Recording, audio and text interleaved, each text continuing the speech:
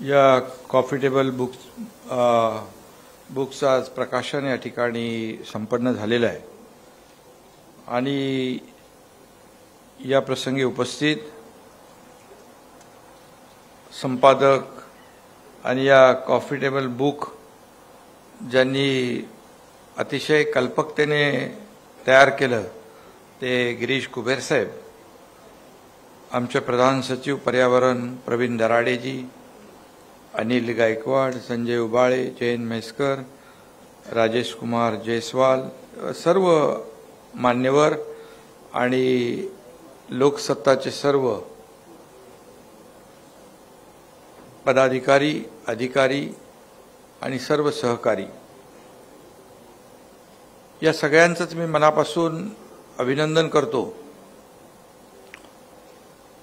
कारण गिरीश कुबेर साहेबांनी सांगितलं, पंचमहाभूतानंतर सहावं भूत आहे खरं म्हणजे पायाभूत सुविधा. या सगळ्याच राज्यासाठी किंबहुना देशातल्या प्रत्येक शहरासाठी अतिशय महत्त्वाचे आहेत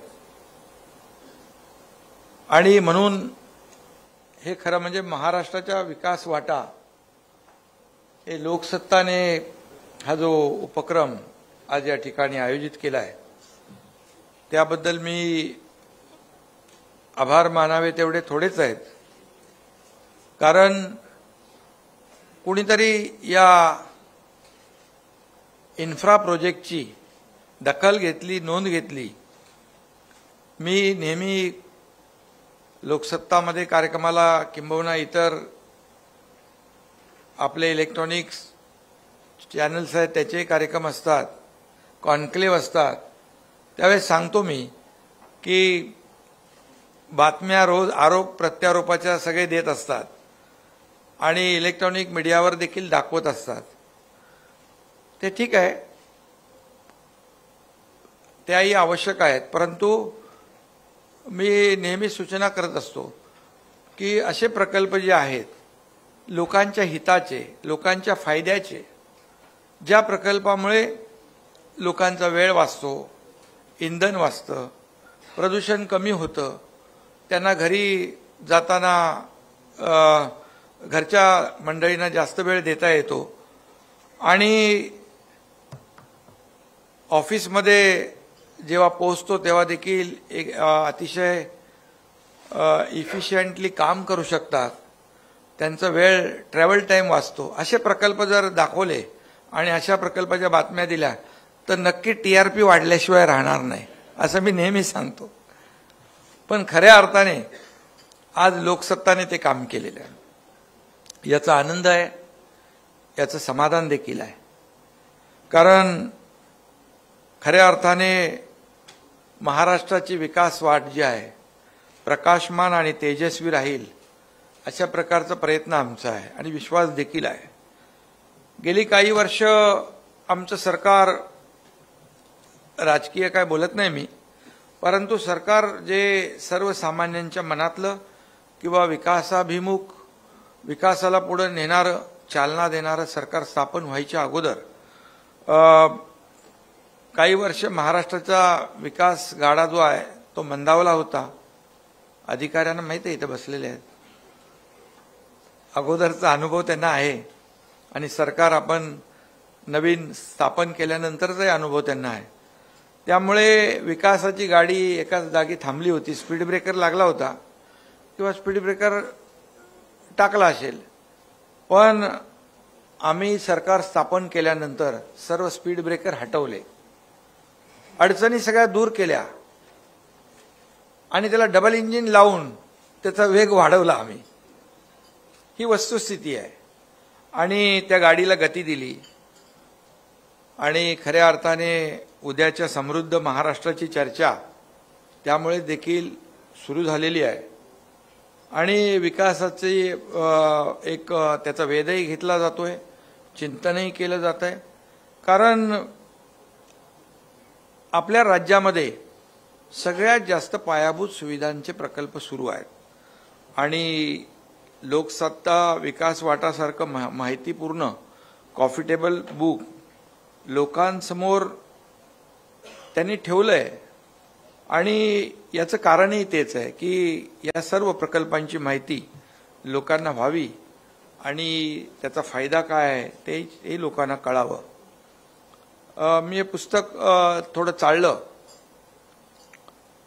खरं म्हणजे मला याचा आनंद आहे की मगाशी इकडे सगळे आपले अधिकारी बसले होते, समृद्धी महामार्गाच्या विषयी बोलत होते, इतर प्रकल्पांच्या बाबतीमध्ये ते बोलले असतील आणि खऱ्या अर्थाने हे पुस्तक म्हणजे हे कॉफी टेबल बुक आमच्या सरकारच्या कामाचं प्रगती पुस्तक आहे असं म्हटलं तर ते वावगं ठरणार नाही. लोकसत्ताने खऱ्या अर्थाने सकारात्मक दृष्टिकोन ठेवून सकारात्मक म्हणजे पॉझिटिव्ह आणि कन्स्ट्रक्टिव्ह कामांना या पुस्तकामध्ये स्थान दिले आणि खऱ्या अर्थाने सकारात्मक कामांचा दस्तावेज लोकसत्ताने तयार केला आहे. त्याबद्दल मी गिरीश कुबेर साहेबांचं, त्यांना असं आवडत नाही त्यांचं अभिनंदन केलेलं, परंतु काम आपण जे केलंय ते अभिनंदनीय आहे. त्यामुळे आपल्या सगळ्या टीमचं मी मनापासून अभिनंदन करतो. देशाचे आदरणीय प्रधानमंत्री मोदी साहेबांच्या नेतृत्वाखाली गेली 10 वर्ष या देशामध्ये जे विकासाचं काम झालं आणि त्या प्रगतीचा आलेख कालच देशाचे गृहमंत्री, कणखर गृहमंत्री अमित शाह साहेबांनी एका बीकेसीच्या कार्यक्रमामध्ये सविस्तर आकडेवारीसह मांडला आणि या प्रगतीत देखील देशाच्या महाराष्ट्राचं खूप मोठं योगदान आहे आणि खऱ्या अर्थाने महाराष्ट्राची जबाबदारी देखील यामध्ये मोठी आहे. आणि मी एवढंच सांगेन की जेव्हा केंद्र आणि राज्य एक विचाराने जेव्हा काम करतात तेव्हा खऱ्या अर्थाने विकासाचा जो काही रथ आहे हा चौफेर घोडदौड करतो आणि तशा प्रकारचा अनुभव आपल्या राज्याला आणि मला स्वतः आलेला आहे.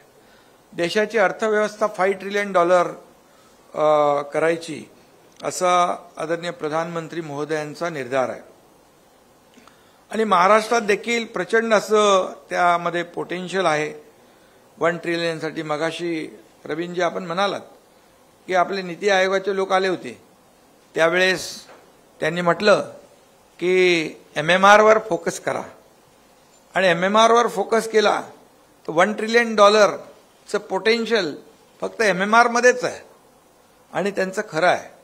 आज MMR मध्ये खूप काम सुरू आहे आणि त्या रिजनवर आपण फोकस केलेला आहे. 2030 पर्यंत MMR रिजनचं GDP $300 बिलियन करण्याचं त्यांचं उद्दिष्ट आहे आणि खरं म्हणजे एवढं पोटेन्शियल असल्यामुळेच काही लोकांना वाटलं अरे ते नीती आयोगवाले काय करणार इकडे येऊन, काय आपलं घेऊन जातील की काय. ते द्यायला आले, आपल्याला काहीतरी मदत करायला आले, सांगायला आले की तुमच्याकडे एवढं पोटेन्शियल आहे आज म्हणून. आणि आपलं राज्य जे आहे आपण एक इकॉनॉमिक ॲडवायझरी काउन्सिल बनवलं, महाराष्ट्र आर्थिक सल्लागार परिषद आपण केली, टाटा सन्सचे चंद्रशेखरन त्याचे प्रमुख आहेत आणि विविध क्षेत्रातले उद्योग जगतातले लोक त्याच्यामध्ये सदस्य आहेत आणि त्यांनी देखील एक ब्ल्यूप्रिंट तयार करून दिलेली आहे.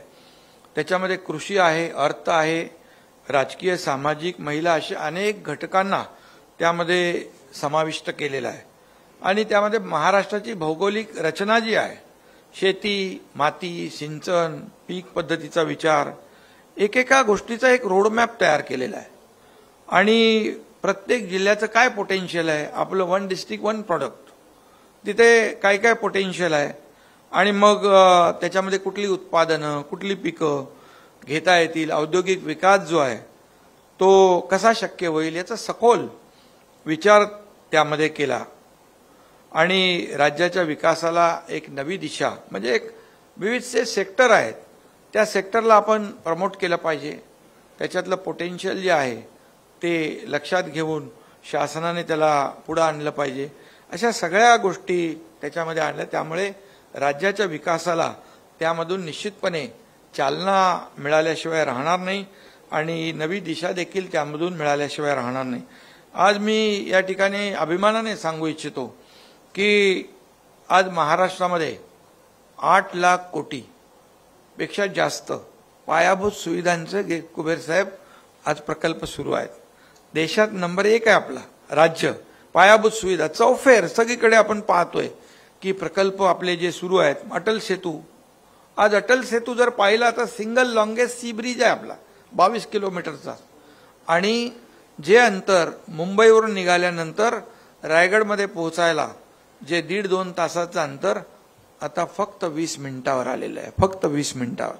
हा एक गेम चेंजर प्रकल्प आहे. अटल सेतू झाला, त्याचं उद्घाटन झालं प्रधानमंत्री महोदयांच्या हस्ते आणि त्याचं भूमिपूजनही त्यांच्या हस्ते झालं होतं आणि आज त्याचा अनुभव लोक घेत आहेत. समृद्धी महामार्गाचं मगाशी चर्चा सुरू होती. हिंदुहृदय सम्राट बाळासाहेब ठाकरे यांना आपण नाव दिलं. समृद्धी महामार्ग सुरू झाला देवेंद्रजी मुख्यमंत्री असताना.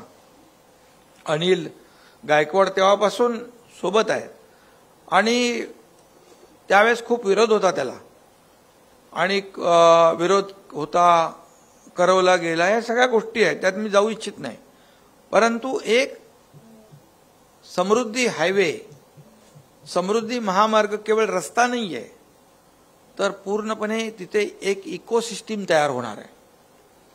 नोड तयार होत आहेत आणि जेव्हा लँड ॲक्विजिशन होतं काम सुरू त्यावेळेस मी स्वतः फील्डवर होतो. मपलवार, अनिल गायकवाड सगळे होते.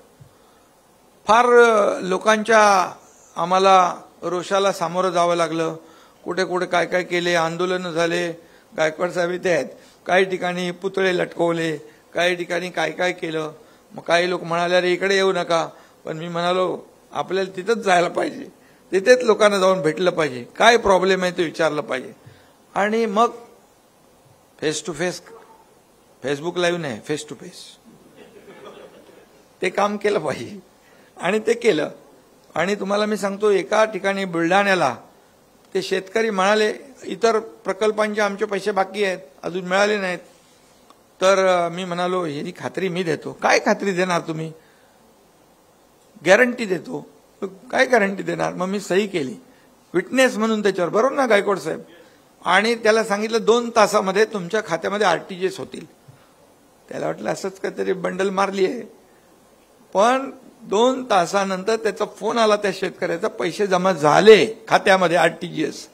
हा विश्वास दिला आम्ही त्यांना आणि त्यामुळे लँड ॲक्विजिशन रेकॉर्ड टाइममध्ये झाले. इतर लोक आले म्हणाले की कसं झालं ते? गायकवाड साहेब बरोबर ना, कसं एवढ्या तुम्ही जलद गतीने केलं?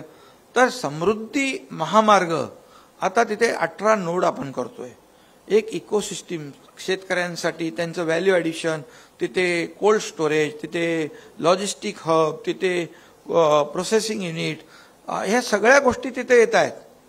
त्या नोडमध्ये तिथल्या तिथल्या जिल्ह्याचं पोटेन्शियल लक्षात घेऊन आपण त्या उद्योगांना तिथे चालना देतोय.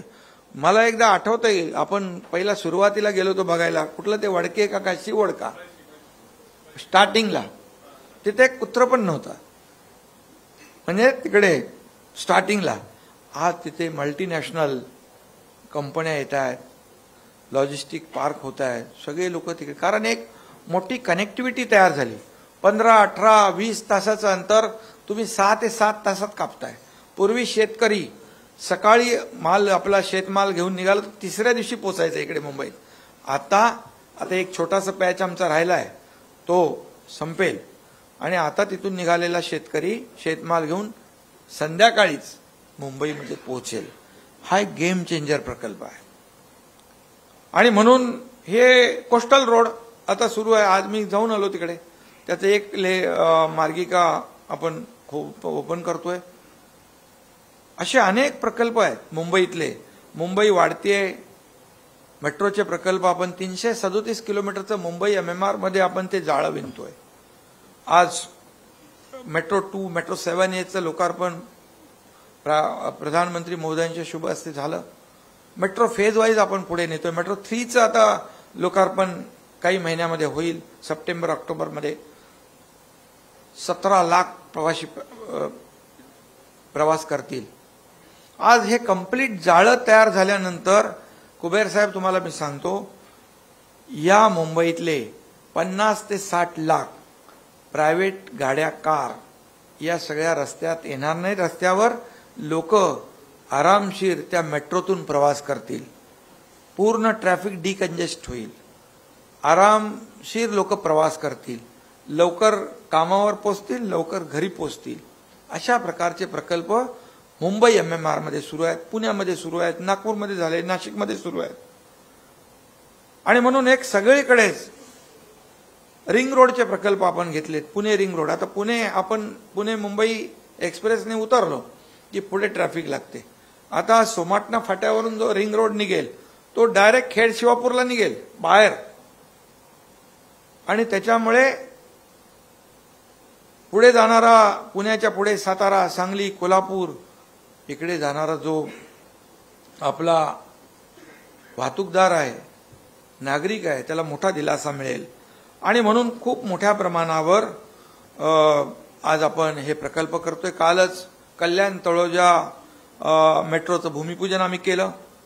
त्याचबरोबर आणखी जे काही मेट्रोचे प्रकल्प आहेत ते आम्ही पुढे नेतोय. कारण शेवटी पब्लिक ट्रान्सपोर्ट जेव्हा अतिशय आरामदायी, सुखकर आणि त्याची फ्रिक्वेन्सी या सगळ्या गोष्टी जेव्हा चांगल्या असतात त्यावेळेस मग तो नागरिक, प्रवासी आपली स्वतःचं वाहन ट्रॅफिकमध्ये आणणारच नाही, त्याच्यात बसेल जाऊन.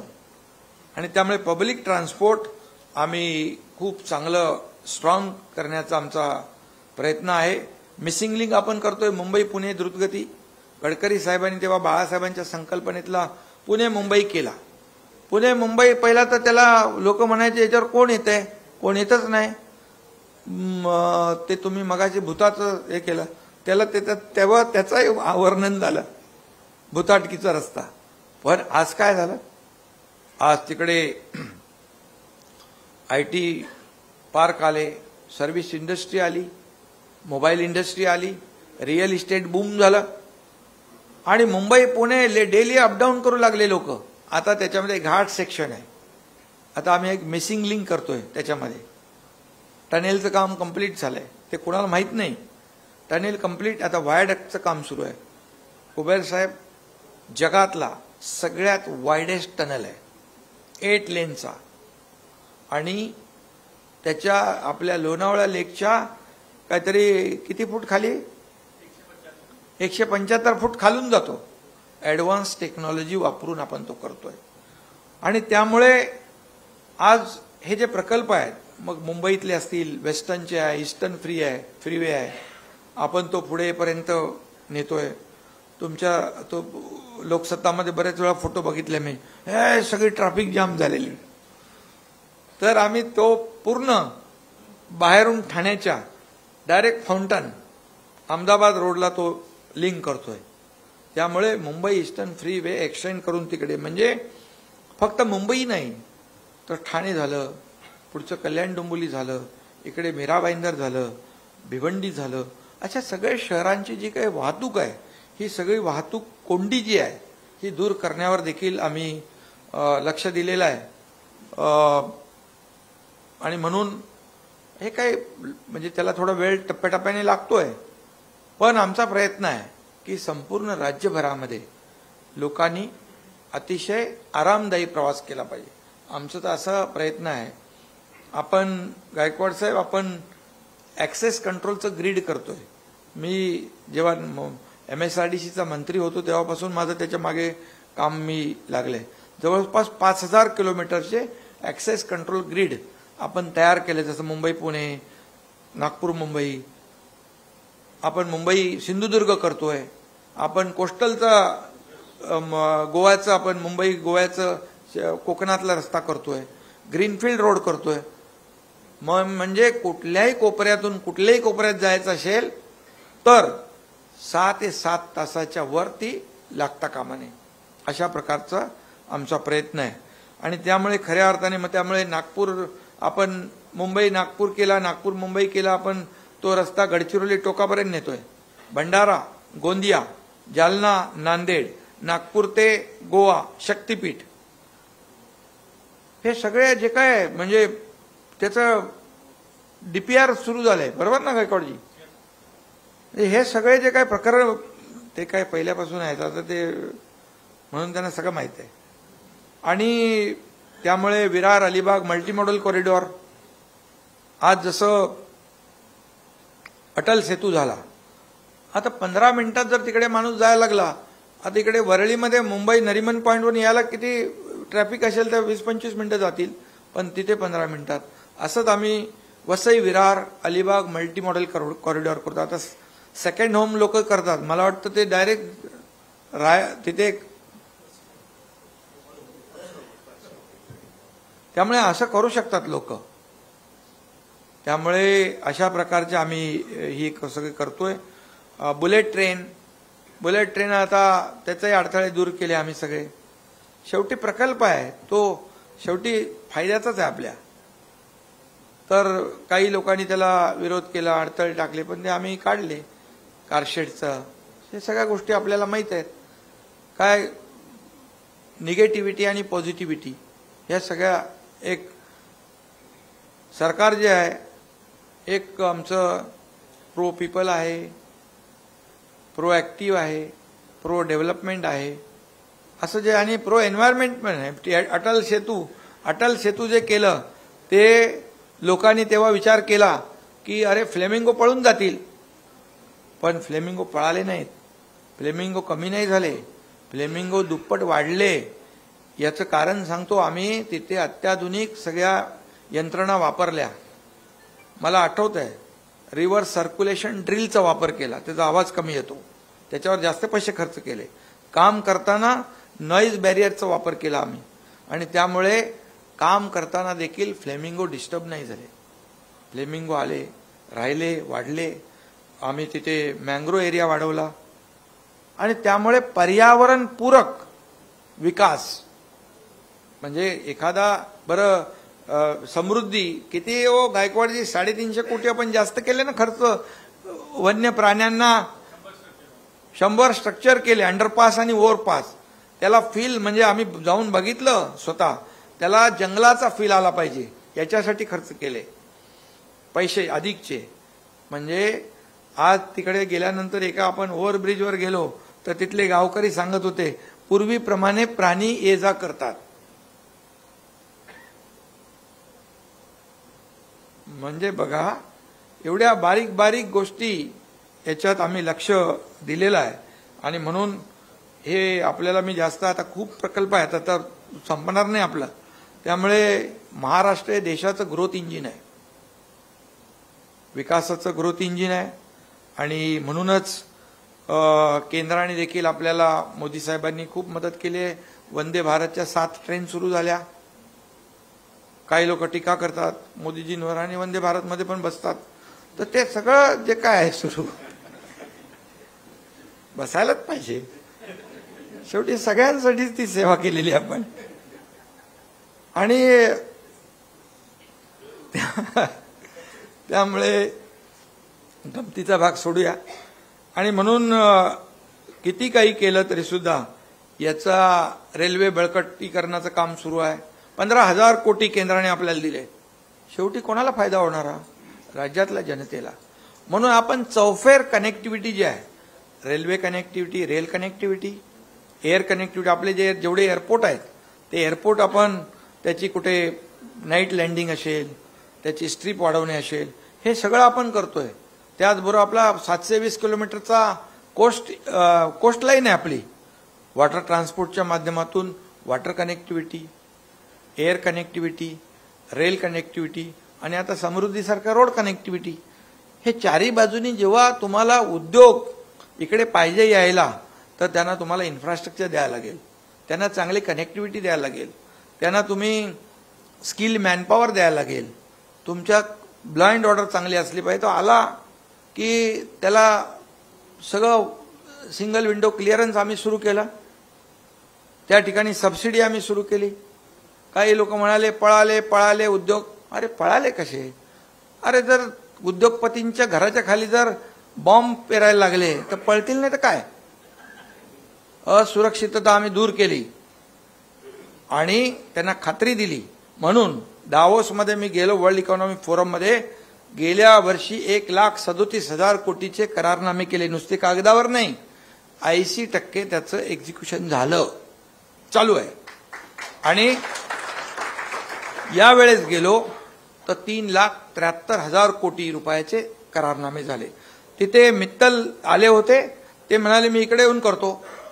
दिलेल्या शब्दाप्रमाणे ग्रीन हायड्रोजनवाले आले. ते म्हणाले आम्ही इकडे येऊन करतो.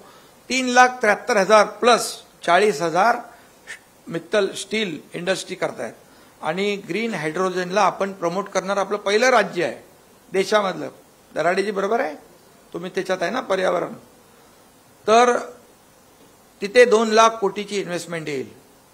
3-4 लाख लोकांना या सर्व उद्योग आल्यामुळे नोकऱ्या मिळतील, रोजगार मिळतील.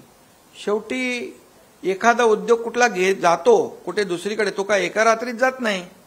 त्याचा प्रिपरेशन आणि सगळ्या गोष्टी, त्याचे जे काय त्याला आलेले अनुभव असतात, त्यामुळे तो तयारी करतो कधीच मनाची. मी जेव्हा कुठला एक आपला तो काय वेदांता गेला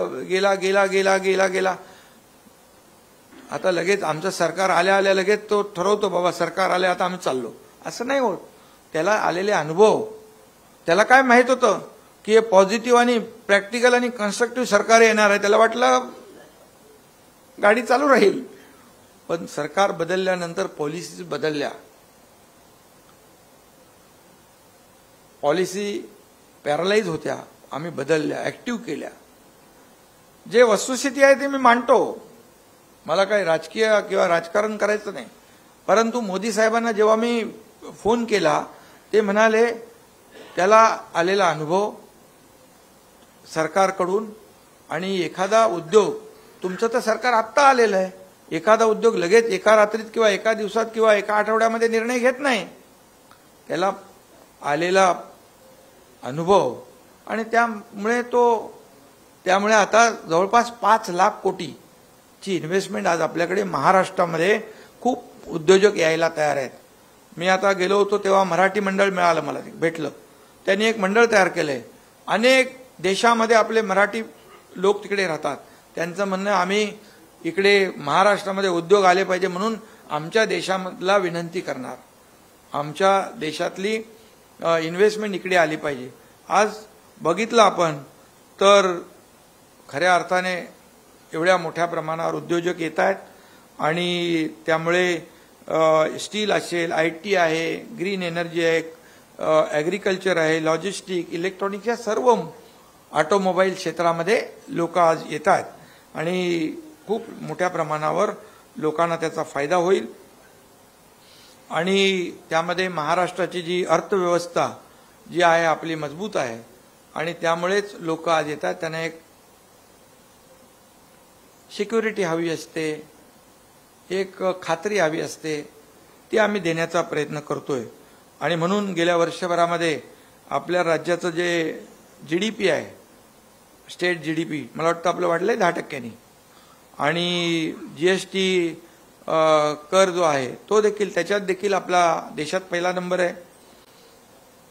कोणाला माहित नसेल, स्वच्छतेमध्ये पण आपलं काहीतरी आलं ना मध्ये, किती आला? नंबर 1, पहिला नंबर आला देशामध्ये महाराष्ट्राचा. थोडाफार डीप क्लीन ड्राईव्हमुळे पण थोडा फायदा झाला असेल ना. डीप क्लीन ड्राईव्ह, कुठला मुख्यमंत्री जातो रस्त्यावर बोले रस्ता धुतोय, आम्ही रस्ता धुतोय, बाकी काय धुतलेलं नाही. त्यात कसली लाज? मी गेल्यानंतर सगळी यंत्रणा अलर्ट होते, ऍक्टिव्ह होते. लोक येतात, विद्यार्थी येतात, NGO येतात, नागरिक येतात. माझं ती इच्छा आहे की याच्यामध्ये एक लोक चळवळ निर्माण झाली पाहिजे स्वच्छतेच्या बाबतीमध्ये. आणि प्रदूषण कमी झालं, बरोबर ना, खाली आलं. हे सगळं जे आहे हे दृश्य स्वरूपात दिसतंय. आणि त्यामुळे मला काही तसं काय बिलकुल असं, रस्ते कधी धुतले जात होते, पाण्याने. मी सोपं काम सांगितलं. मी चेहलला बोलवलं. मी म्हणालो तुम्ही रस्ते रोज साफ करता पण त्याच्यावर माती तशीच राहते. तुम्ही ब्रशने ती माती साफ केली पाहिजे, डेब्रिज काढलं पाहिजे आणि पाण्याने धुतले पाहिजे. ते बोले पाण्याने धुतले पाहिजे. हा, पाण्याने धुतल्याशिवाय धूळ कमी होणार नाही. जी डस्ट हवेत उड़ते ती कमी होईल. बोले ऐसा कर सकते. बोले प्रॉब्लेम क्या है, टँकर ले लो भाड़े से, रिसायकल वॉटर यूज करो. आता 500 टँकर भाड्याने घेतले. रोज रस्ते आता अल्टरनेट आता येईल. अजून रोज सुरू आहे काम. डीप क्लीन ड्राईव्ह पण सुरू आहे. काही लोकांना भीती वाटते डीप क्लीनमुळे क्लीन स्वीप होऊ. आम्ही तर रस्ते धुतोय. आणि त्यामुळे काही लोक म्हणतात ते काय, त्या दिवशी आपण कुठे होतो ते चौपाटीवर, बोले मुख्यमंत्री काय चालवतात ट्रॅक्टर. तर मला तर तेवढं तर कळतं ट्रॅक्टर कुठं चालवायचं, शेतात चालवायचा, मातीत चालवतो. तो बीच कॉम्बर होता. तो आपल्या बीचवर त्या वाळूमध्ये असणारे दगड असतील, काही प्लॅस्टिक असेल, काही आणखी इतर वस्तू असतील, त्या काढून तो नुसती वाळू करतो. आता तो मी चालवत होतो. आता मला येतो चालवायला, त्यामुळे चालवला. मला काही त्याच्यामध्ये नाही. शेवटी मी एक कार्यकर्ता म्हणून काम करतो आणि मी स्वतःला सीएम म्हणजे अगदी चीफ मिनिस्टर तर आहे, परंतु मी थोडा चीफ मिनिस्टर थोडा बाजूला ठेवतो आणि सीएम एक कॉमन मॅन म्हणून घेतो मी. त्यामुळे लोकांमध्ये मला जाता येतं आणि त्याच्यामध्ये लोकांना भेटणं मला आवडतं. लोक म्हणतात क्या कर रहे हो. बोले काय नाही, मी आपलं ॲक्सेसिबिलिटी आहे, माझी सिम्प्लिसिटी आहे, हीच माझी आयडेंटिटी आहे. बाकी काय शेवटी आपल्या सत्तेचा उपयोग लोकांना झाला पाहिजे आणि म्हणून मी हे करत असतो. परवाच आपल्या गेल्या आठवड्यामध्ये केंद्राची जी एजन्सी आहे कुठली DPIIT, त्यांनी एक अहवाल प्रसिद्ध केला. महाराष्ट्रामध्ये 1 लाख कोटीपेक्षा जास्त FDI आला, हा त्यांचा आकडा आहे. त्यामुळे हे सगळ्या गोष्टी ज्या आहेत म्हणजे FDI मध्ये पण आपण पहिल्या नंबरला आहोत. आणि म्हणून मी जास्त काय बोलत नाही. शेतकऱ्यांचं देखील आयुष्य सुखी झालं पाहिजे. हे सगळे प्रकल्प जे आहेत हे तुम्ही दिलेत, हे सगळे आज हे कॉफी टेबल बुक जे लोकांच्या हाती पडेल तेव्हा लोकांना कळेल एवढे प्रकल्प सुरू आहेत. आणि खऱ्या अर्थाने हे जे प्रकल्प जे आहेत, ज्या राज्याचे ज्या देशामध्ये प्रकल्प पायाभूत सुविधा प्रकल्प जास्त, त्याची प्रगती फास्ट. हे गणित आहे, हे समीकरण आहे सोपं आणि साधं. त्यामुळे आम्ही शेतकऱ्यांना देखील खूप मदत करतोय. कृषीमध्ये देखील आपण हे केलंय. तर 35,000 कोटींचं वाटप आमच्या 1.5-2 वर्षामध्ये केलं. 88 लाख शेतकऱ्यांना, त्याहून जास्त आकडा आहे, हे वाटप केलं आम्ही. प्रत्येक शेतकऱ्याच्या खात्यात आता परवा टप्प्याटप्प्याने जे 38,000 रुपये जमा केले. कुठले? केंद्राचे 6,000, आमचे 6,000, 12,000 रुपये. 2-2, 3-3 हप्ते होते ते PM साहेबांच्या हस्ते एकाच क्लिकवर जमा केले. आणि नुकसानग्रस्त शेतकऱ्यांना 15,000 कोटीची कुबेर साहेब आम्ही मदत केली. NDRFचे नियम बाजूला ठेवले, दुप्पट केलं. 2 हेक्टरचे आम्ही 3 हेक्टर केले. सततच्या पावसामुळे होणारं नुकसान ते 65 मिलीमीटरपेक्षा कमी झालं की ते पकडत नाही, मग तेही आम्ही धरले. शेवटी शेतकरी आपला अन्नदाता आहे, त्याला वाऱ्यावर कसं सोडणार. तरी विरोधक म्हणतात काय दिलं काय दिलं काय दिलं. ही तर आकडेवारी आहे, ही तर काय लपू शकत नाही. 1, 2, 4 शेतकरी राहिले असतील कुठे, तर ते नक्कीच निदर्शनास आल्यानंतर आम्ही हे करू. आज आम्ही जवळपास, मला सांगायला अभिमान वाटतो की आपलं सरकार आल्यानंतर मी आणि देवेंद्रजी पहिले दोघंच होतो, शपथ घेतली. कॅबिनेट, पहिली कॅबिनेट झाली. त्या पहिल्या कॅबिनेटमध्ये दुष्काळग्रस्त भागात पाणी वळवण्याच्या प्रकल्पाला आम्ही मान्यता दिली. आणि गेल्या मागच्या 2.5 वर्षामध्ये 1-2 सिंचन प्रकल्पांना सुधारित प्रशासकीय मान्यता दिली असेल, पण आपल्या सरकारने 121 प्रकल्पांना सुधारित प्रशासकीय मान्यता दिली. जवळपास 15 लाख हेक्टर जमीन ओलिताखाली येणार आहे. शेवटी शेती, माती आणि पाणी पाहिजे, ते देण्याचं आम्ही काम करतो. त्याचबरोबर शेतकऱ्यांना अनेक योजना, त्याच्यात मी जात नाही. शासन आपल्या दारी आम्ही कुबेर साहेब सुरू केलं, त्याची थोडी चेष्टा झाली. हे काय चालू आहे? योजना होत्या, लाभ होते, लाभार्थी होते, पण कंटाळून तो लाभ सोडून द्यायचे. बाबा नको कटकट.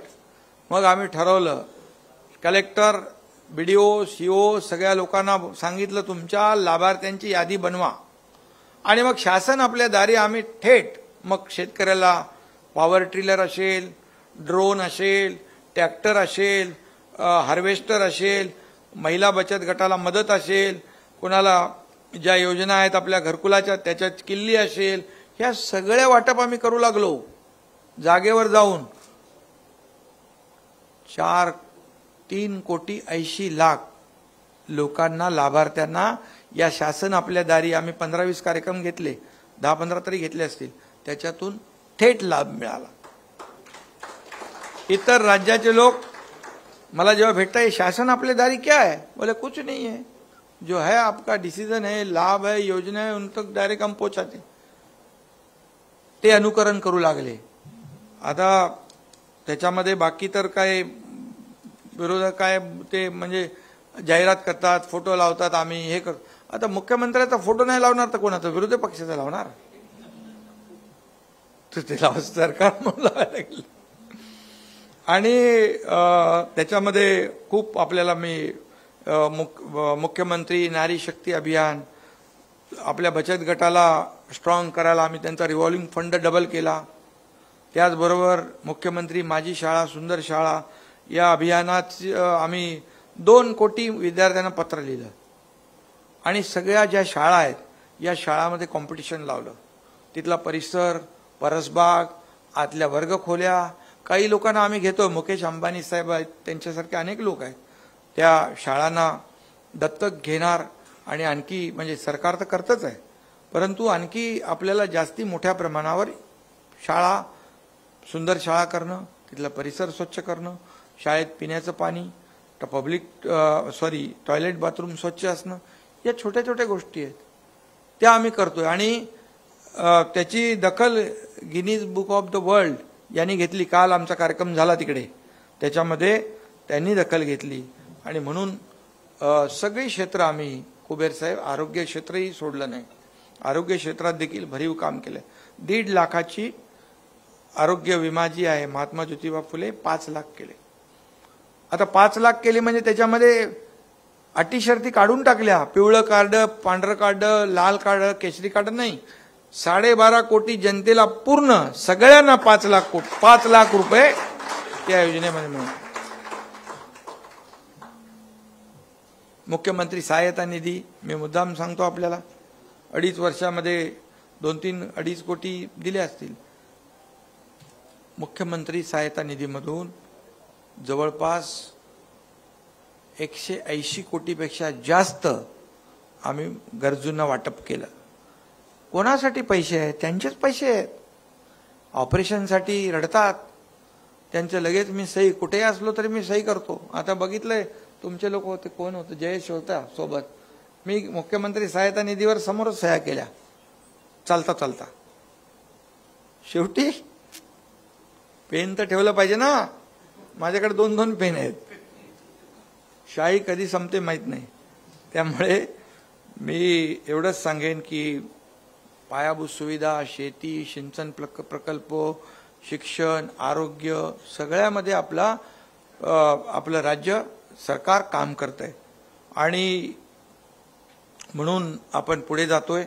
आज आदरणीय प्रधानमंत्री महोदयांनी 2047 पर्यंत भारत एक पूर्ण विकसित राष्ट्र होईल, आर्थिक महासत्ता होईल, अशा प्रकारचं जे काही निर्धार केलेला आहे आणि तो नक्कीच यामध्ये महाराष्ट्र कुठं मागे राहणार नाही अशा प्रकारचं मला खात्री आहे. आणि म्हणून आपल्याला पुन्हा एकदा मी मनापासून धन्यवाद यासाठी देतो की खऱ्या अर्थाने आज यामध्ये आपण जे सरकारचं जे काम आहे, सरकारचं जे प्रकल्प आहेत हे आपण कॉफी टेबल बुकच्या माध्यमातून लोकांसमोर आणण्याचा प्रयत्न केलेला आहे. त्याबद्दल मनापासून आपल्याला खूप खूप धन्यवाद देतो. यामध्ये लेख बऱ्याच लोकांचे आहेत, अनिल गायकवाड, मुखर्जी, आपले संजय यादव, चंद्रशेखर बोबडे, SK सुरवसे, संजय बापट, जयेश सामंत, मंगल हनवते आणि इतरही लोकांनी, खूप लोकांनी त्याचे लेख दिलेत आणि चांगलं एक त्याच्यामध्ये सूचना केलेल्या आहेत, कामाची आमच्या दखल घेतलेली आहे. त्याबद्दल मी सरकारच्या कामाची या महाराष्ट्राच्या विकास वाटा याच्या माध्यमातून आपण एक प्रकारची पोचपावती दिलेली आहे. त्याबद्दल मनापासून आपल्याला मी धन्यवाद देतो. आणि लोकसत्ता एक विश्वसनीय, खात्रीशीर आणि फक्त बातम्या न देता अशा प्रकारच्या विकासाला देखील एक त्याचं प्रमोशन करणं, चालना देणं, हे सगळं आपण केलंय. त्याबद्दल मनापासून आपल्याला खूप खूप शुभेच्छा. थोडं मी जास्ती बोललोय, आता संधी थोडं मिळाल्यानंतर आता पुढे आपली लढाई तर होणार आहे, तुमची आमची नाही तिकडे.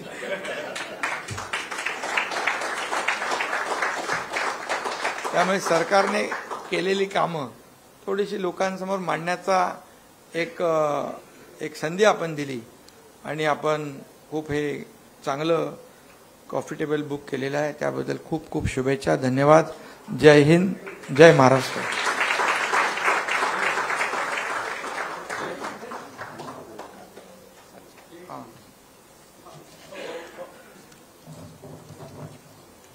गोयंका जी भी आलेत, अनंत जी आपका भी धन्यवाद. धन्यवाद माननीय मुख्यमंत्री महोदय. आपल्याला आसनस्थ होण्याची विनंती करतो. यानंतर काही प्रातिनिधिक प्रश्न लोकसत्ताच्या वतीने जयेश सामंत ब्युरो चीफ आहेत MMR रिजन, त्यांना विनंती करतो. धन्यवाद.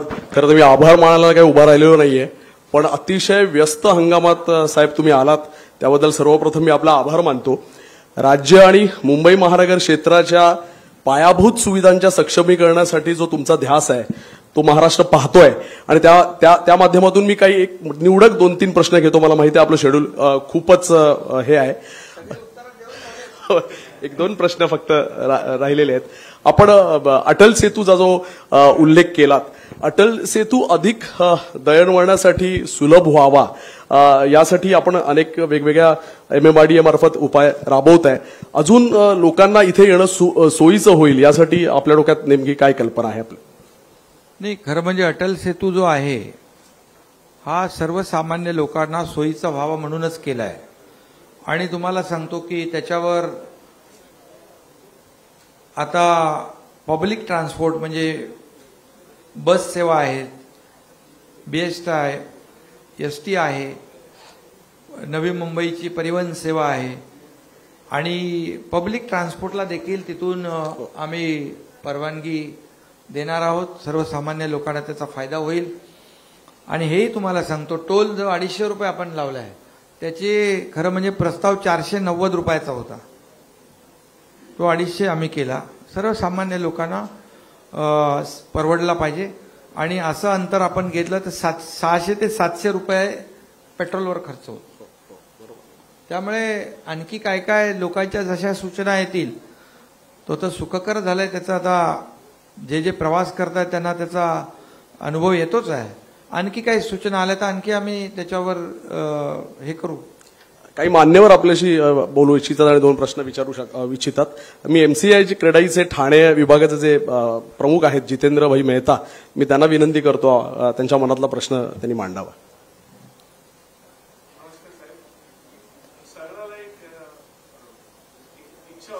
तुमचा माइक बंद है.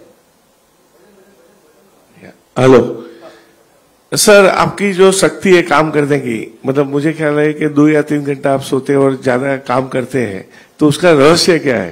म्हणजे सगळ्याला असं वाटते की तुम्ही एवढं काम करून पण फ्रेश, म्हणजे रात्री 10 वाजता पण तुम्हाला भेटला तर फ्रेश वाटते, की 12 वाजता पण कोणी भेटल्या तर तुम्ही फ्रेश, चेहरा फ्रेश दिसते. आरोग्याविषयक वेगळा कार्यक्रम करता येईल.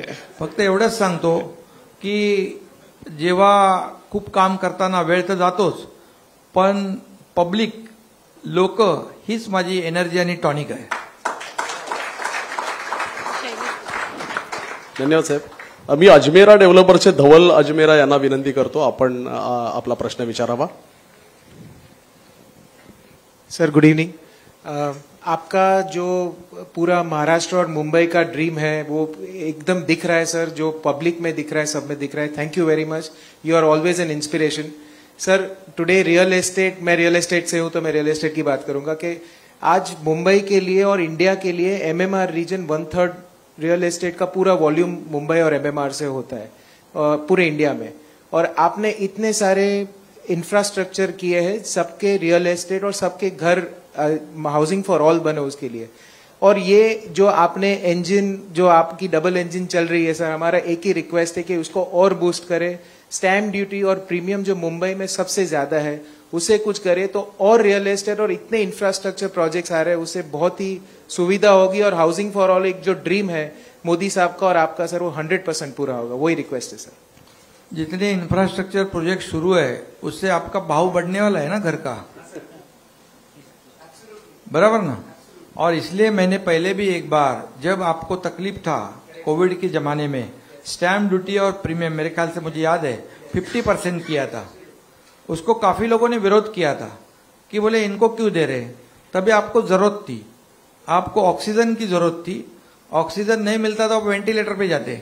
लेकिन उसी वक्त हमने किया कि, और आप लोगों को यह भी कहा कि स्टैम्प ड्यूटी हम आधा कर रहे हैं, लेकिन आप लोग जो कस्टमर है, ग्राहक, इसको फायदा होना चाहिए, उसका पूरा पैसा आप भरो. आप लोगों ने भर दिया. और इसलिए प्रीमियम और स्टैम्प ड्यूटी उस वक्त 50% करने की वजह से बहुत फायदा हुआ था. आपको भी हुआ था, ग्राहकों को भी हुआ था. अभी बहुत से यूनिफाइड डीसीपीआर में तो इतना आपको दिया है, बराबर ना मेहता. आपलं तुम लोग मतलब हाँ एफएसआय वाढवला तुम्हा. अभी पहले इंच क्या बोले, कबर्ड, ये बालकनी और क्या हो फ्लावर बेड, वो सब निकल गया ना. अभी मैंने कहा कि जितना खेलना है खेलो, एफएसआई बढ़ा के दे दिया. तो निश्चित रूप से ये रियल इस्टेट बहुत ही इंपॉर्टेंट सेक्टर है. ये बहुत बड़ा रोजगार देने वाला सेक्टर है आफ्टर एग्रीकल्चर, मुझे पता है. इसलिए आपको जो भी प्रॉब्लम है वो एक बार हम बैठते हैं और सॉर्ट आउट करेंगे, कोई प्रॉब्लेम नहीं. साहेब, शेवटचा प्रश्न आपण घेऊया. मी पुराणिक डेव्हलपर्सचे शैलेश पुराणिक साहेबांना विनंती करतो. सगळे डेव्हलपरच आहेत काय? अरे बाबा तुम्हाला तर देऊन झालंय, आता काय. नमस्कार सर. मी रिअल इस्टेट आणि इन्फ्रास्ट्रक्चर जे आपण बोललो होतो, पायाभूत सुविधा, त्याला कनेक्टेड असा प्रश्न विचारतो. थोडासा पर्टिक्युलर सब्जेक्ट बद्दल आहे सर. रिंग रोड पुण्यामध्ये आपण आता बऱ्याच चांगल्या प्रकारे लवकरात लवकर ऍक्विजिशन करतोय. पण सर, आपण युडीसीपीआर बद्दल आत्ताच बोललो आणि तो ठाण्याला आणि पुण्याला लागला गेला. पण साहेब, रिंग रोड जो होतोय तो पुणे मेट्रोपॉलिटन रिजन म्हणजे जसा एमएमआर आहे तसा तिथून होतोय आणि तिथे युडीसीपीआर न लागल्यामुळे साहेब ऍक्विजिशनला प्रॉब्लेम होणार आहेत आणि होतात सुद्धा आहेत. जर लवकरात लवकर आपण युडीसीपीआरचं इम्प्लिमेंटेशन पुणे मेट्रोपॉलिटन रिजनमध्ये जर केलं साहेब, थोडीशी एक गोष्ट राहून गेली होती युडीसीपीआर तर एक रिक्वेस्ट आहे की ती जर रिंग रोड लवकर होण्याच्या दृष्टीने युडीसीपीआरचं इम्प्लिमेंटेशन जर करू शकलं तर चांगलं होईल, विनंती आहे सर. रिंग रोडचं गायकवाड जे आपलं लँड एक्विजिशन सुरू झालं ना बहुतेक, हा 60% झालंय. नाही, तुम्हाला एफएसआय पाहिजे जास्ती देऊ आम्ही, काही प्रॉब्लेम नाही. युनिफाईड डीसीपीआर जो आपण केला तो राज्यासाठी केला ना आपण, बरोबर ना, मुंबईसाठी, आता ठाण्यासाठी, महाराष्ट्रासाठी. मग त्याच्यात पुणे कसं सुटलंय? बिलकुल त्याच्यात मी उद्या आपल्या असीम गुप्तांना सांगतो आणि UD1 त्यांच्याकडे आहे आणि तिथल्या अडचणी आहेत त्या मी दूर करतो. आता लोकसत्ताच्या कार्यक्रमात तुम्ही असल्यामुळे मला ते दूर करावं लागेल. गिरीश कुबेर साहेबांच्या बाजूला बसलेले आहात. साहेब, आपले खूप खूप आभार. एक शेवटची विनंती आपल्याला, या कॉफी टेबल बुकमध्ये ज्यांनी कॉन्ट्रीब्यूट केलंय त्या काही लेखकांसोबत आपण छायाचित्र काढावं अशी मी विनंती करतो. मी माननीय अनिल कुमार गायकवाड सरांना निमंत्रित करतो. धन्यवाद. SK सुरवसे सरांनाही इथे निमंत्रण करतो. मी संदीप शिंदे यांना निमंत्रित करतो. त्यांनी त्यांचाही याच्यातले एक लेख आहे, संदीपचा पण लेख आहे.